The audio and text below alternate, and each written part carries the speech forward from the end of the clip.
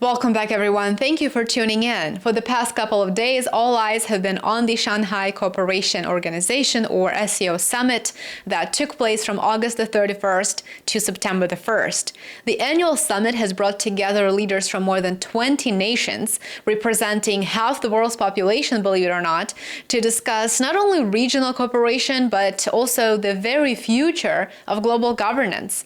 Western mainstream media still can't get over the fact that Russian President Putin and Indian Prime Minister Modi were seen walking hand in hand, while just a day prior to that, Modi and Xi Jinping announced that it is time for the dragon and the elephant to dance, which is a beautiful way to signify the beginning of a new chapter in India-China bilateral relations.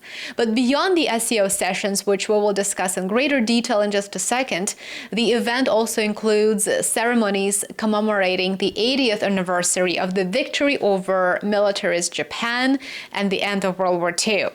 So this is a direct reminder of the historical depth that anchors today's geopolitical shifts between Russia and China.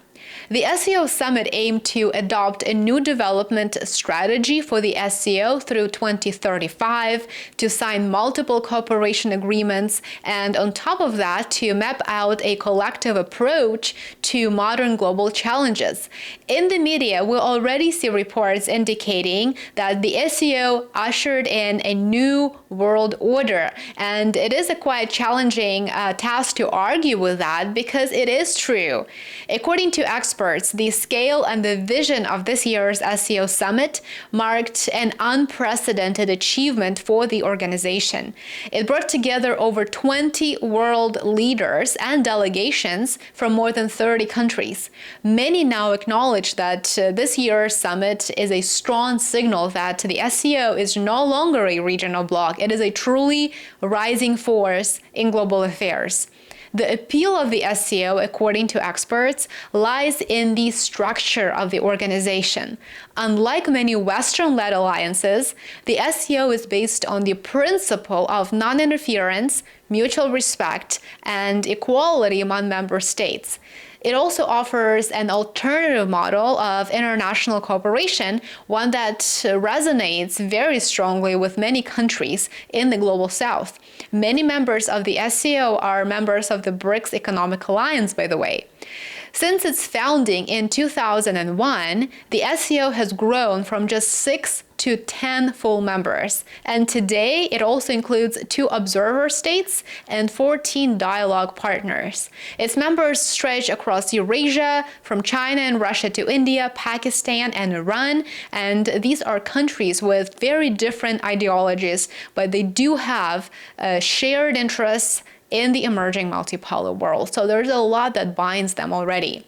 SCO members jointly announced that they oppose protectionism and unilateralism, and this is, of course, a clear indication that they are against the tariff tensions as part of President Trump's economic policies.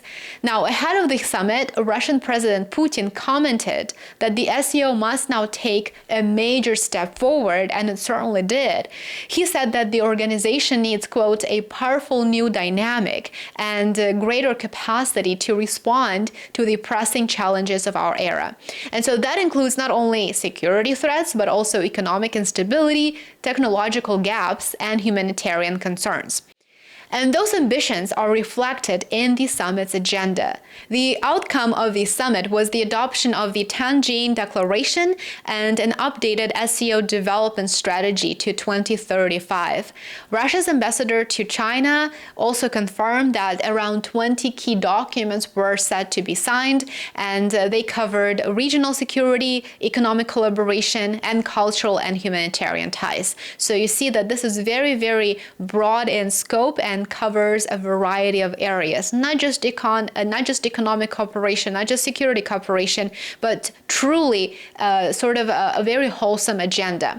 But the summit is not just about documents and declarations, of course. It's also a moment of diplomatic theater. One meeting that drew global attention was between Xi Jinping and Indian Prime Minister Narendra Modi. It was Modi's first trip to China since 2018, and it came amid growing friction between India and the United States, including rising tariffs on Indian goods. And during that meeting, Modi emphasized that China and India should not see each other as rivals.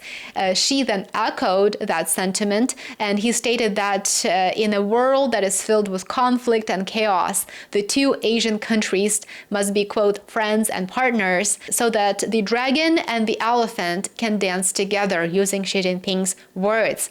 Among the most significant key takeaways from the SCO this year, I would name the following. China and India are cooperation partners, not rivals. This is a sentiment made by Xi Jinping himself, and of course, PM Modi echoed that sentiment and supported the initiative. Xi also said that he supports Azerbaijan joining SCO. Now, I think this is a controversial statement, and I would be curious to see how President of Russia, Vladimir Putin, reacted to it, although I'm sure he was well aware that that statement was going to be made by China. But given the latest Azerbaijani President Ilham Aliyev's trip to Washington and his deal with Armenia's PM Pashinyan to allow the United States to use the Zangezur corridor and then to rename it to Trump route, I would imagine that Azerbaijan joining SCO would be a quite interesting conversation to have among the bloc's members. China is ready to stand and cooperate with Belarus. I think this is a very important and very strategic statement to make. It is a signal of support not only for Belarus but also for Russia. The goal of this year's SCO summit was to unite Asia's major powers and to offer an alternative to the dominance of Western institutions. Bloomberg, for example, reported that Beijing is actively building a network of partnerships that could rival the US-led world order. And then you have to question, well, why wouldn't Beijing do that in Asia? Of course it would. It is a great power in that area of the world. And it's not just China and India, by the way. The summit included leaders from Mongolia, from Egypt, Turkey, Indonesia, and many more countries. Their presence underscored a very clear message, and that message is a large and growing segment of the world is seeking new centers of gravity, new centers of power, and they're finding it in the SCO as part of the BRICS bloc and also in the process of alignment among members of the Global South. What's interesting is that Western media have not missed the message. Outlets like Reuters and Bloomberg have reported with very cautious concern about the SCO's expanding scope from its roots in counterterrorism cooperation to a broader agenda that includes economic integration, military dialogue, and geopolitical alignment. Some analysts argue that China is leveraging the summit to push back against Western influence and to promote a more equitable global order. The SCO is emerging as an alternative center of global governance, and it is quite clear now, especially following the 2025 summit. The growing strategic cooperation between China and India is a potential game changer if these two countries, despite past tensions, can align their interests. It could significantly accelerate the formation of a more balanced and less Western-dominated world order. Like BRICS, the SCO is becoming a pole of power on its own. These two blocks, the BRICS bloc and the SCO, they're quite complementary, I would say. Together, they represent a challenge to the old hierarchies and a new vision of a more multipolar world. Thanks so much for watching. Please show your support. It does go a long way. Give this video a thumbs up.